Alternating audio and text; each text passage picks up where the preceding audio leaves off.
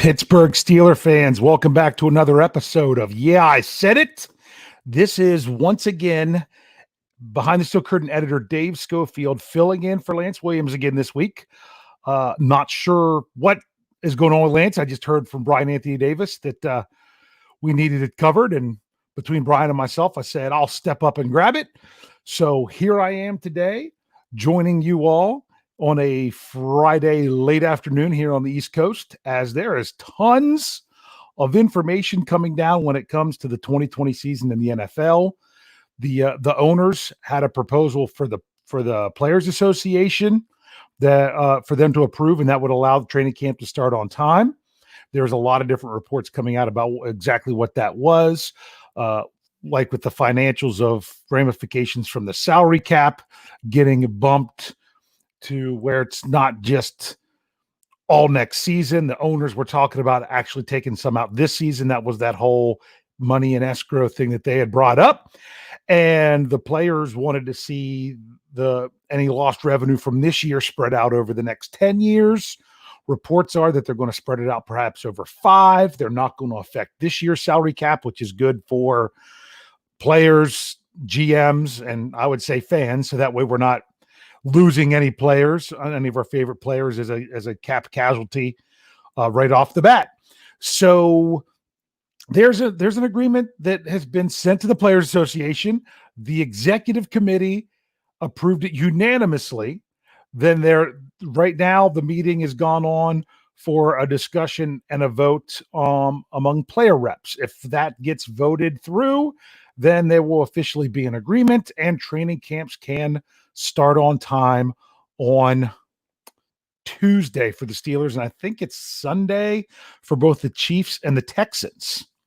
So interesting news coming. I'm actually have an article ready to go for the website, and I'm just waiting for the news to break at any time. So I might have to just kind of roll into doing that as well if it happens here while we're spending time together on the podcast. But it's really good to be here, and hopefully there's some more people jumping in on the live chat to see what's going on. Lots of hope that there could be a season. There's lots of different reports still coming about players opting out for the season, how that would work, what happens if the season doesn't go on after week 1. There was a report that as long as a player is on a week 1 roster and plays in one game, their contract will not toll. They will then get an accrued season, which then means if they only have 1 year left in their contract, that would be it. Lots of different things, lots of different details. Some are coming out unofficially. But most importantly, you got to find out if this is going to be the plan or not. And then once we find out that the plan is approved, then we can dive into that plan. But that's just a bunch of other talk. But that does kind of lead into today's topic for Yeah, I Said It. So I'm going to go there and bring this up because this is kind of interesting. Yeah, I said it. Next man up is going to be huge for the Steelers in 2020. It's going to be used for the Steelers because it's going to be huge for every team in the NFL. There's a chance that teams are going to be looking at situations that you wouldn't have imagined before. I've already mentioned one. You've got the whole notion of players opting out. The last report was players have until August 1st to opt out for the entire season. There's 2 types of opting out. There's for being in a high risk group, and then there's just opting out just to opt out. So the details of that will come out more. I'm really hoping that we don't lose any of our beloved Steelers players for the season because they opt out, because we'd like to see them be part of the team. But at the same time, they have to do what's best for them and their family, and they owe more to their family than they do to us as fans. I know some people might not like that statement, but I'm gonna back that up. That's my Yeah, I Said It. NFL players mean more to their families than they do to the fans, so that's who they need to look out for the most, to make sure that they're there and available for their families. So that's one thing. So right away, what happens if one of the Steelers starters all of a sudden opts out for the season. It's next man up. It's whoever's next on the depth chart. You got to roll. You got to do what you can do. This season could come down to which teams have the least amount of players opt out. Or then there's the next issue when it comes to that is when we were talking about positive COVID tests. If a player tests positive, they're obviously not going to be allowed to play. Depending on when the test comes, they're not going to be able to play for several games. If it's on game day or the day before game day, chances are they're going to miss probably 3 in order to get through the 2-week period, because it would be tough to, I guess they could maybe try to come back the day before a game, depending on the player, if they'd throw them in or not. So it's going to be interesting to see how that happens. If there are certain teams that are much more affected by any kind of positive tests. It's kind of crazy, but sometimes people are like, oh no, what if there are a lot of positive tests during camp? Well, if there's a lot of positive tests during camp, then that means you're not going to have as many positive tests during the season. So you can kind of spin that one either way. But you just don't know. For all you know, it's going to be really interesting. What happens if, because it was we'll just use the quarterback room. What if it hits specifically the quarterback room, and all of a sudden, boom, every quarterback on your roster tests positive? You've got to be ready. Now, there is a report that there's a little bit that they're doing to help with that they're going to expand the practice squad for this year to 16. That's just one of the things that they're going to be doing, to then have a bigger pool of players to pull from, which could be good. Sometimes you're going to have to think about those things. If there's a player that you can't miss, teams are going to have emergency plans in place. Prepare for hope for the best, prepare for the worst. But if the Steelers have a couple guys come back with a positive test, they're going to miss some time. Next man up. These are circumstances that we've never seen before in the NFL. So developing that depth is going to be the most, well, I don't know if I'd say the most important. It's going to be extremely important, and maybe possibly the most important thing for the 2020 season. Of course, injuries are also bound to happen as well. If players with the limited contact they're going to be having in camp before games, you could see an increase in soft muscle tissue injuries and things of that sort. So that's another concern, just because of the reduced training camp. So this is kind of one of those things that's all coming together where it might be fine. It might be fine until it's not. And when it's not, they got to have the next man up ready to go.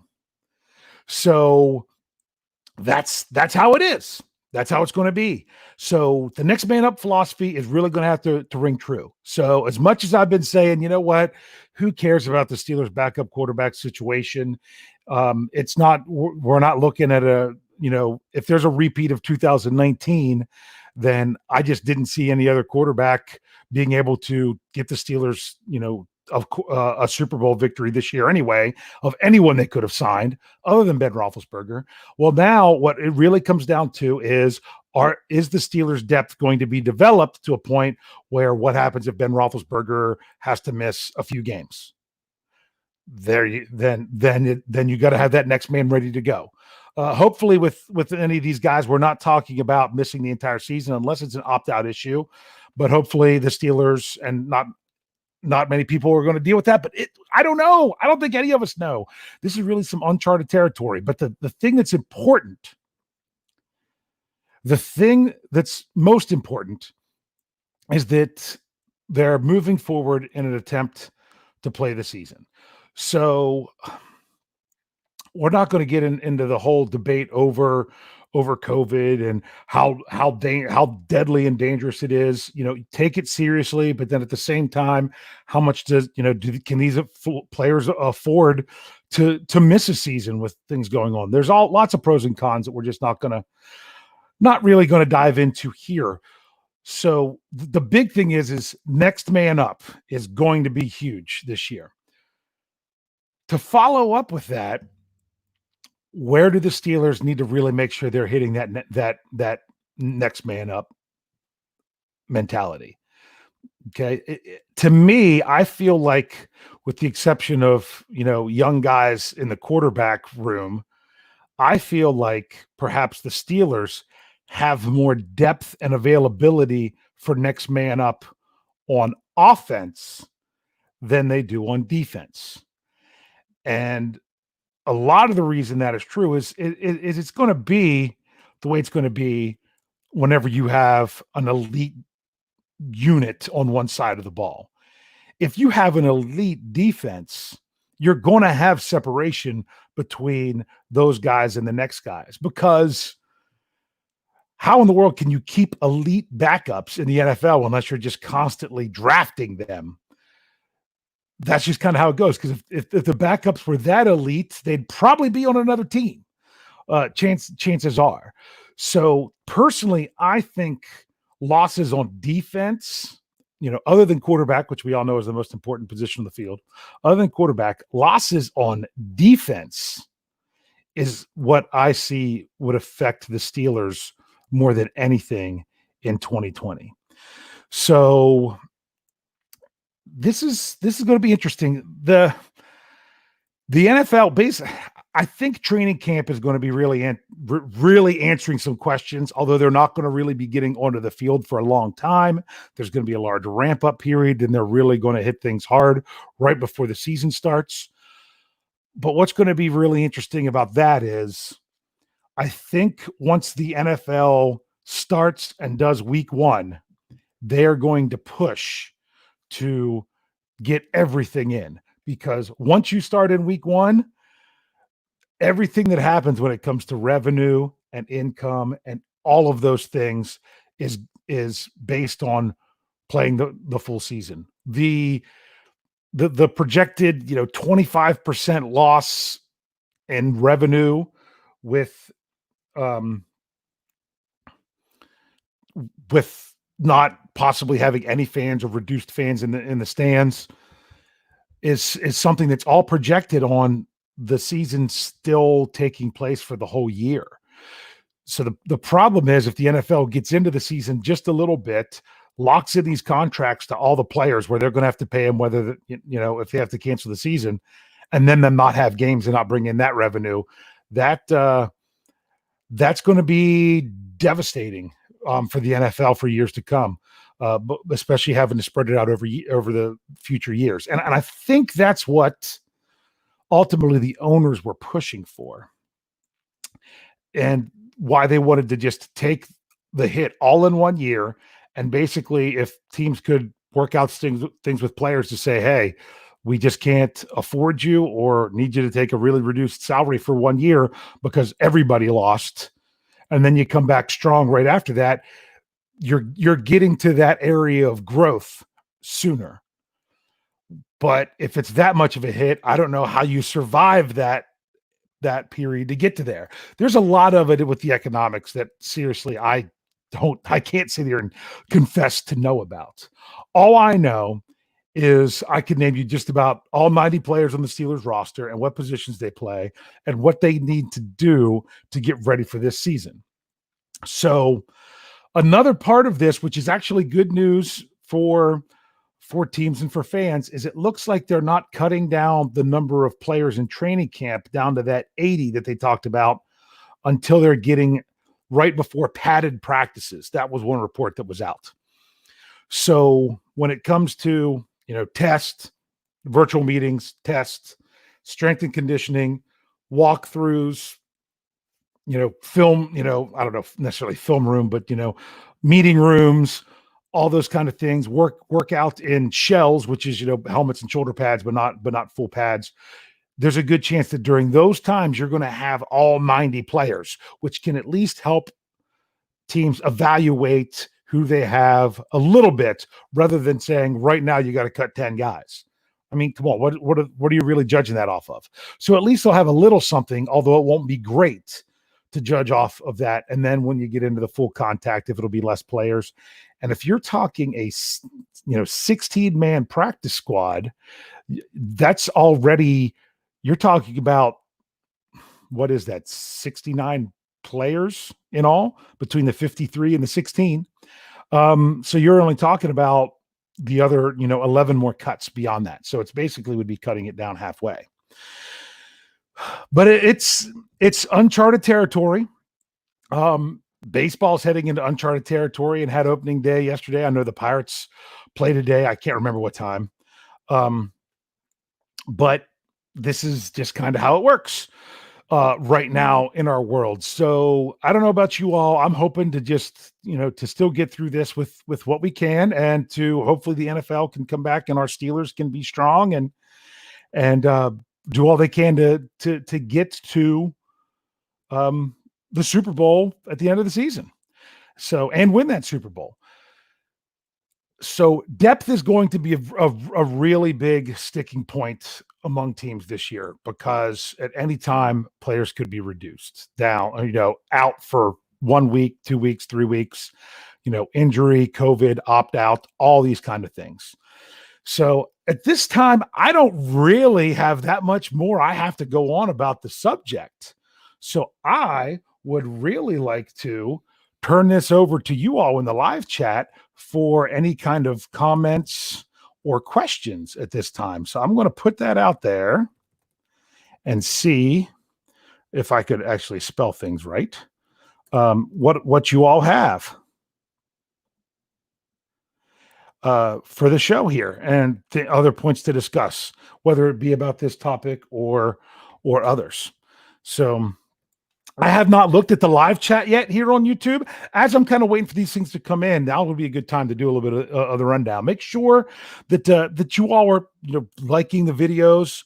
If you haven't already subscribed to our YouTube channel, make sure you do that, because we'll have shows every day still.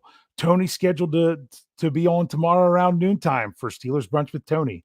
Sunday, it's scheduled to be Michael Beck and Lance Williams. And then Monday, we're scheduled to have Brian and Tony back with the Q&A. And Michael and Lance are still looking for the new name to that show. They're still looking for the new name to that show. So if and any suggestions, make sure you shoot that to us. I don't know that they've settled on anything yet or not. I'll be back on Tuesday with my brother to do Steelers Stat Geek. And then you'll have the standard is the standard on Wednesday with Lance and Brian, the preview on Thursday. And next week, hopefully Lance Williams will be back for another episode of Yeah, I Said It. So I'm just looking for really any kind of questions coming on here on a late Friday afternoon. I'm actually hoping you guys could help me out a little bit as I get ready to do the Friday night 6-pack of questions for the website. Speaking of the website, make sure you are checking out BehindTheSteelCurtain.com, your one-stop shop for all things Pittsburgh Steelers. We had our full slate of articles on there today, and still waiting for the news here. If there's an agreement made. Also, a new feature we're testing out to see how it works is after you see those top 6 highlighted stories on the site, the very next thing you will see is something called Around the NFL, where you could click on that, or there's 3 or 4 stories that are NFL stories, not necessarily Steelers related, listed right there that you could check out. Those are stories written by us. For now, a lot of those have been mine.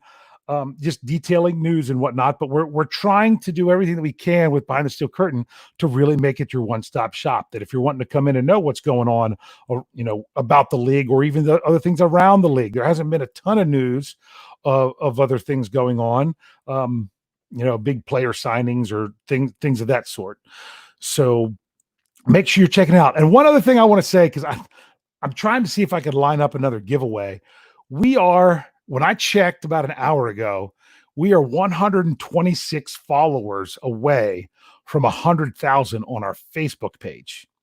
So it would be really great to hit that 100,000, which would, maybe if I'm trying to secure something right now to possibly do a giveaway. It's just working in my brain and whatever we can. So if you haven't followed us on Facebook, make sure you go to Behind the Steel Curtain on Facebook and click that follow, and that'll be great. So now I'm going to turn over to see what we have here in the live chat. Okay. I know someone had said something earlier. I'm going to try to go back to it and see if I can find it. It was about Ryan, okay, here we go. Donald Nolan wanted to know, Dave, did you see Switcher's Instagram? He looks jacked. You know what? A lot of these guys seem to be looking jacked. This is what happens when you're stuck at home and you just have to work out. Now, these guys, a lot of times they're working out this hard anyway, but we've seen a lot more of the Steelers working out, looking to be physically fit and at the top of their game. That hopefully it pays off going into this year. So let's see what we have. Okay. My brother wanted to know if I was coming up. It's I'm sitting here at my house right now, big bro. So obviously I'll be up. I'll be up to pick my daughter up tomorrow. So James Cowball says, listen, I'm all for Switzer. If it makes Ben happy, but we can stop with thinking he's going to have a breakout year. I'll be happy if he has 20 catches. Let's concentrate on Juju and Deontay. You know what? I don't care who catches the ball.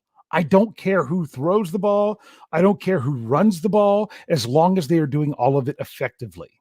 Okay. I am a fan of the Pittsburgh Steelers more than I am of any individual player. It doesn't mean I don't like the player. It doesn't mean that I'll cheer for the player, but ultimately, I don't care. I don't care if the Steelers throw for 500 yards or 50 yards in a game, as long as they can come out with that W. I don't care if they have, if they throw for 5,000 yards for the season and it's because one receiver has 2,000 yards of it, or if it is split up between running backs, tight ends, and wide receivers straight across the board. Doesn't matter to me. More than anything, I just want to see the Steelers win. And they have certain guys on their team that do things well and certain guys on their team that do different things well. So let's utilize those players as best the Steelers can and see how it goes. Okay. Here's a comment about the fans attending games. Tim Alexander says, it seems to me that the problem is not the teams in the NFL, but how would it work with fans who attend games with social distancing? That's a big issue. That honestly, that is something I'm sure the NFL was not worried about until they could actually get everything set up with their players, which is what we're hoping to get news of today, is that that's all ready and good to go. So that's then I'm sure they'll probably tackle issues such as that. I know in New Jersey, they've already announced that the Jets and the Giants will not have fans this year. You're going to see that at various different places. I also saw the report they're doing it for baseball and considering it for football, that Fox is going to put virtual fans in the stands so it doesn't look empty and just kind of look a little creepy. We'll see how that goes. Okay. Here we go. AJC wants to know, is Dax Raymond taking over Zach Gentry's spot?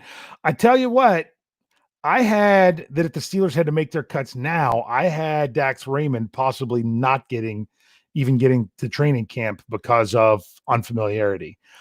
If he can get in there and get a chance, maybe. You've also got Kevin Rader in the mix. I don't know. I don't know what to expect from Gentry this year. I don't know if the Steelers, it's that infamous 5th round pick. The year before, the Steelers had a 5th round pick in Marcus Allen, who made the 53-man roster his rookie year, but did not see the field very much, and then was put basically, I don't know if you say demoted or whatnot. He made the practice squad in 2019 to where he was not brought up until the very end of the season for the very last game. So it's one of those things with those 5th round picks. It's, if they hit, if the Steelers thinks he's more of a hit, you'll see him on the roster. But you might not. He could be a practice squad guy. Okay. So Ariel said that about Dax might get cut tomorrow, going from 80 instead of 90. That was one of the things I addressed at the beginning, that apparently this cut will not happen until, into training camp and where they are training, but before they actually are in the field with pads. It's not announced exactly when, but teams are not going to have to make the cuts right away. So here we go. Donald wants to know, does McFarland get the nod over White, even though White has actual game time with the Steelers? Is practice squad for McFarland possible? trying to get a 4th-round pick onto the practice squad is probably going to be tricky because there'd probably be somebody out there that would grab him up. So I think out of the two guys, the player who was most likely to get to the practice squad, if you had to try to get someone on there, would be Kareth White, just because he was on a practice squad in the past. But it's really difficult to say. It really is. It's making predictions, like I said on StatGeek, making predictions of how things are going to work this year is extremely difficult. There could be times where a player you never imagined would get to the practice squad can get there because teams just don't want to take the chance on people coming from other places. Or it could be the guys that you thought would make it for sure don't, because everyone's scrambling to assemble the best talent. And as the title of the show is, having better options for the next man up. So that's a really good question. That's going to be tough to say. Here, someone wanted to know, this is Portna, wanted to know who won the Devin Bush trade. Denver got Noah Fant and Drew Lock and Lloyd Cushenberry for Devin Bush. As of right now, based on their current NFL play, it would be the Steelers because of how Devin Bush played as a rookie versus Fant. I mean, Drew Lock might have looked. This is the year that's going to really tell for him. So this is a good question. Honestly, this would be a great question come January or February, because then you get a better idea as to how how these guys go. There was an article on the website today that Michael Beck did that was about, let's see, it was 5, less prominent X factors, things that aren't being as talked at as being as high as other things when it comes to the Steelers in 2020. And one of those is the development of Devin Bush into a second year, because Bush played so well last year. You're kind of almost taking it for granted and not realizing that, hey, that was as a rookie. He should make a big jump. If Devin Bush makes a jump from what he put out on the field last year, then holy smokes, look out. Okay. So that's just one of the things. And you also got to look at kind of what you filled for a need. If the Steelers would have stayed at 20, I don't know that they'd have picked Fant. I was not a big fan of him at all. He had lots of didn't make uncontested catches in college, I think is the best way to say that. So there were some red flags there. We'll see how he ends up turning out. Okay, so let's see, my live chat just skipped a little bit, so I got to see what else I can bring up here. So, Aria wants to know, do I think Ryan Switzer and Jalen Samuels battle for the last spot? No. I think the battle for the last spot, honestly, is going to come down to on the defense and in the secondary, because usually the Steelers keep 10 players in the secondary with, a lot of times it'll be 6 corners, 4 safeties, or 5 corners, 5 safeties. The Steelers have 5 corners that I think are locks. And then the Steelers have are they going to keep all 5 safeties? Are they really going to, that were the top 5 of, your 2 starters in Edmonds and Fitzpatrick, and then you have Dangerfield, Marcus Allen, and rookie Antoine Brooks Jr. So are they going to go 5 and 5? Are they going to bring in another corner, or is one of those guys, is Marcus Allen, how guaranteed is he to have a spot on the roster? So I think that's going to be interesting, as that's going to be the last guy onto the squad, in my opinion. But also, even when it comes to offense, where are you going to try to keep one less player if you want to keep that extra running back? Are you going to go with 2 tight ends, knowing that you can move them up from the practice squad if you have them there? Are the Steelers going to go with 1 less offensive lineman? So I understand what you're saying with Jalen Samuels. The Steelers are going to keep five wide receivers, and at least because they usually keep 6. The question is, I now that I'm starting to understand this a little better, it doesn't necessarily mean that if you keep a 4th running back, it's going to be at wide receiver. I think the Steelers are going to find it somewhere else. I think they still go with 6 wide receivers, 4 running backs, and a fullback. So I don't think it's going to be or in that case. I think the question is going to be who can outperform both. But we'll have to see as it goes on. Here we go. I always mess this name up. I think it's Asiatic Noble. He says he still likes Bush in the trade without any hesitation to do that again. Here's another question from REL75. If no preseason, who will win the number 3 quarterback spot? That's actually a question I'm going to have out in a news article tomorrow. That's a really good question. That's going to be very difficult for us to judge as people that are watching games and trying to figure out what's going on with the team. That's going to be one of the most difficult things with this season coming up. Is I always like to do, I've already done it. I've said it before, 53-man roster predictions. Holy cow. How in the world are we going to do that without watching any preseason games to see who's playing well and to see how everyone's reacting? And there's just not going to be the coverage and the inside information about these things like there was in the past. So they're going to have to judge it based on their eye test, and we're going to have no idea what they're saying. So there's going to be some moves that when it comes down to the roster cut down day that people are going to be scratching their heads over. They're like, why in the world did they keep this person over that one or and things like that?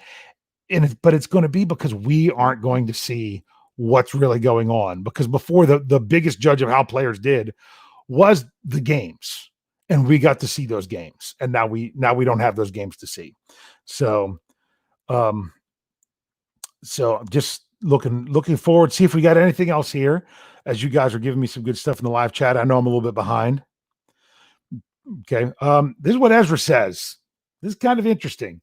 Ezra Nehemiah. This year will be the type of year where bad teams will beat good teams more than ever. I doubt any team goes 14-2. A lot of 9-7, 8-8 teams.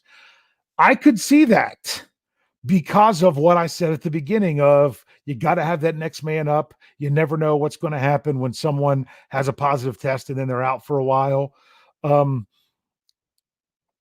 It's going to be what it's going to be. There's going to be so many factors like that going into it. I think it's going to be interesting to see how the sports betting places factor into these different things, because there's going to be changes at the last minute all the time. They might not have lines set far in advance. Who knows? Because there'll be so many unknowns going up to a game. Think about it. What happens if I don't want to use the Steelers because people say, well, you're jinxing it. Let's go with that purple team that's over there a little bit closer to the coast. What happens if they're going to play? Let's see, who's someone else that let's say they're going to play the Jaguars, and all of a sudden you get positive tests from and out for the game is Lamar Jackson, 2 running backs, a tight end, and a receiver. You still overly confident that they're going to win that game? I don't know that I would be. And let's say this happens on Saturday. Everything could change like that when it comes to this season. So I could see that happening, but also Brian Anthony Davis, I think, is the one who brought this up. He sees the good teams being really good and the bad teams being really bad with this year based on the preparation. So if you're talking about preparation and we're not dealing with many players testing positive throughout the season, and we're dealing just with the preparation that's going in and everything, then I could see that as well, where you're not going to get a lot of teams around the middle. You're going to get teams that are good, teams are bad, and you might get contests. You might get more blowout games this year just based on everything. And I don't mind if the Steelers are involved in blowout games as long as they're on the right side of the blowout. Ariel's got another good question. What's the chance Mark Barron gets signed with no preseason? I assume you mean by the Steelers. I'd be surprised if Mark Barron doesn't get signed somewhere. Because at some point people are going to be short on linebackers. I think any place where the Steelers are extra thin at a position group, they need to make sure they shore that up, even if it means, hey, if they're only going to have three or most likely four inside linebackers, you got to keep at least two on the practice squad, because you got to have them ready to pull up with everything. So, good stuff. A lot of discussion here about that trade. So, yeah, and that's, sometimes both teams can win a trade based on what you need. So a lot of discussion about that. Okay. Ezra says we got to keep players that know the system. Keep Dangerfield, cut Marcus Allen. That's if you're making cuts. Now, here's the other question: Do you keep one of the XFL guys over someone like Marcus Allen, who has been with the Steelers for 2 seasons? When I was doing a projected cut down, thinking that the Steelers would have to do it before they reported, I cut down mainly players who had played, been in an NFL camp before, played in the XFL, that those were the types of players that were going to go, because the Steelers really liked to see what they got in undrafted rookie free agents. I didn't see a lot of those guys being cut if the cuts were happening before they really had a chance to come in and get to know the Steelers. You're going to get a lot of evaluation of the mental side of football whenever players are going to be doing these meetings, and where they had virtual OTAs in the offseason. That what's going to mean a lot is saying, all right, can they handle the mental aspect of knowing what to do and everything else? That is one place where players might, they've had to work on that more than anything this year. So, and then you have conditioning. Players have been able to work more on conditioning if they chose to this year. So at least you're getting evaluation on that side of it. So it'll be interesting to see how things all play out, because like I say, it's going to be a very different year. Let's see. I skipped. I'm sorry. I see what I'm going to bring up. I try to find everything else. And this is Donald Nolan says Spillane or Gilbert is back up ILB after Vince and Devin. I mean, I think they'll both be on the team unless one of the, undrafted rookie free agents, or even, I don't know that they brought in any XFL guy. I'd have to remember exactly which ones they were there, unless somebody like that outperforms Spillane, in my opinion. Gilbert's the next guy up. I mean, he definitely is, in my opinion. He's got the draft pedigree. He played great on special teams before he got hurt last year. I just think there's a lot of upside there, but I don't think it's an either or, because it's probably going to be both.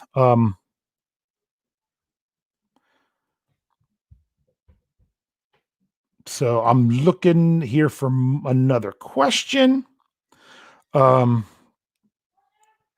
Donald was saying about Spillane had a decent amount of reps because Gilbert was injured late in the season. So he had a decent amount of reps on special teams. Between Ulysses Gilbert III and Robert Spillane, snaps on defense, the total, one snap between the two of them in 2019. And that was Spillane. He got one snap on defense. So, like Ariel agreed that Gilbert has more pedigree than Spillane. Okay. This is the question we've been asked for forever. How much does Matt Canada make a difference? There was a great breakdown on things with Matt Canada that Jeffrey Benedict did for his film study on Thursday. That is on BehindTheSteelCurtain.com. He's talking about the kind of plays that Canada could bring. He had an example of something that the Jets ran against the Steelers that was kind of more Canada-esque. Then he looked at some things that the Steelers did that doesn't make it impossible to try to do more of the Matt Canada stuff. I think you'll see a lot more motion and shifting if his stuff comes into play. How much he makes a difference is how much they implement stuff that he has. They might say, nope, not really interested in your plays. We want you to strictly work with quarterbacks. Some other people will come up with game plans. Or it could be, hey, you're in here as the quarterback coach to help these guys, but we want you developing our passing attack or our running attack, to then present to the offensive coordinator every week. We do not know what they think. We'll just have to, The tape don't lie. We'll have to see the tape whenever it comes out to the Steelers getting on the field and playing. Ariel says going to see some sloppy play in week one. You know what? This is another thing I brought up in one of my articles of 3 pros and cons for the Steelers with no preseason. We're going to see sloppy officiating, because just think, the officials aren't going to have time to work together. Hopefully they try to keep crews intact as much as they could, but they're not going to have any time working together and, practicing their calls and things like that they get in the preseason. So it's going to be a very different year. Okay. Ezra's also saying if a family member comes down with COVID, their mind won't be in the game. It honestly, it really depends on the level. I mean, think about it. Look at the players in the MLB that are out with a COVID designation. Now, I don't follow baseball nearly as much. I do have some fantasy baseball stuff that I do, but I don't really follow it in depth. And someone may be able to correct me. I have not heard of any cases in Major League Baseball or even in the NHL with the stuff going on there of players that tested positive, but actually were having serious symptoms, maybe to the point of hospitalization or anything like that. I haven't heard of anything like that. So just because, the rate of hospitalizations is really, really low right now in the United States. And that's something that you don't always see those numbers, is that even though people are testing positive, a lot of people aren't getting to that level because, frankly, it's healthier people that are catching this now. And that's what you're dealing with NFL players a lot, is you're dealing with healthier people.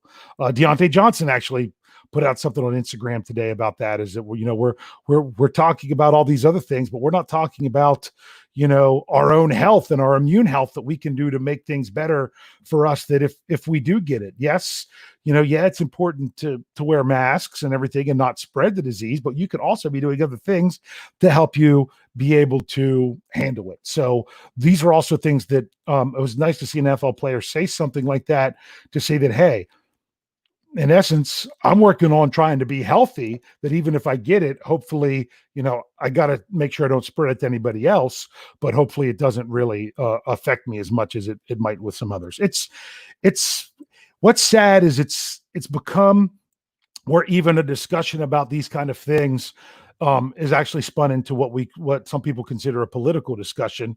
And it's sad that we can't just talk about health and these things going forward without it being something that people feel is politicized, which it really shouldn't. It should really be about the health of and everything going on with this. But this is how things have kind of become, and what we need to expect. So going to get back to maybe a couple more in the live chat before we call it a show. Donald Nolan, he says take Trajan Bandy or Alexander Myers over Marcus Allen. Well, it depends on what they do on the field when they're actually in pads in practice. Looks like padded practice probably won't start till close to September. Okay. So just some very interesting stuff to think about. But to bring it back to what the topic was, sorry, I got to bring up this one. Actually, Nehemiah says, "Thank goodness we played the NFC East this year." That's I kind of like that, taking a shot at the NFC East. That's pretty good. So here's what it comes down to with the Steelers. It is, as much as you have to get your starters ready in order to step out on the field in week one, you have to go into the season understanding that a perfectly uninjured starter could not be available in week one. So you've got to have the next man up ready to go. It's got to be across the board from day one, stepping into camp, that it's not just about, if the Steelers are going to spend so much time, making sure that let's say, for example, Tyson Alualu is up and ready to go at nose tackle, where they're wanting him to get all the reps and everything with that. What happens when Alualu is not available week one because of an unforeseen circumstance? So it's going to be really important for them to do that this year. But it's going to be the same way across the NFL. So we'll just we as fans got to sit back and say, hey, it might be different, but hopefully it's still football. So with that, I'm going to kind of draw things to a conclusion here. Make sure you are liking the video. Make sure you are subscribing to the YouTube channel. And so that way you can, and turning on those notifications. Follow us on Twitter because we tweet out when we're going. So that way you don't have to wait for your notification from YouTube. If you catch it on Twitter, you'll have a better idea of what time to start. Because I know sometimes there's people already waiting in the live chat before the YouTube notification even goes out. So make sure you're doing that. As I said earlier, follow us on Facebook, Behind the Steel Curtain, because we're really, really close to that 100,000 mark that I'm trying to get something planned for that. And always check out your BehindTheSteelCurtain.com, your one-stop shop for all things Pittsburgh Steelers. Thank you all for joining me here on a Friday late afternoon here on the East Coast. It's been a great time. I enjoy spending time with you all. And make sure you tune in, tell a friend, and subscribe. We'll see you next time.